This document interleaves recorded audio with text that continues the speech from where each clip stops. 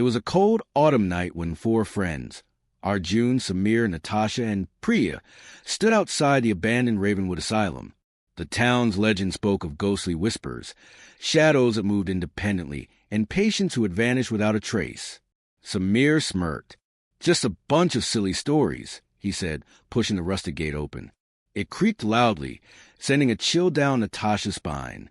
"Let's just take a few pictures and leave," she whispered. As they stepped inside, the air grew thick with the scent of mildew and something rotten. Their footsteps echoed through the empty hallways.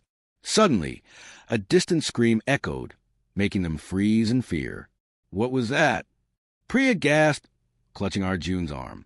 The friends fumbled for their phone flashlights. The flickering lights barely pierced the darkness. "We need to find another way out," Arjun said, leading the group forward.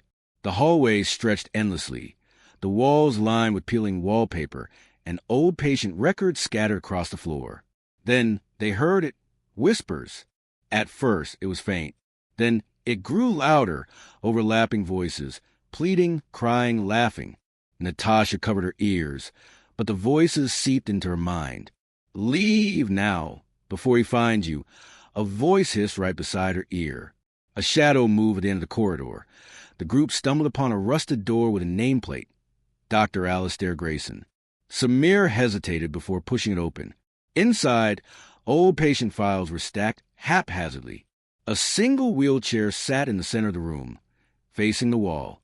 Suddenly, the wheelchair moved.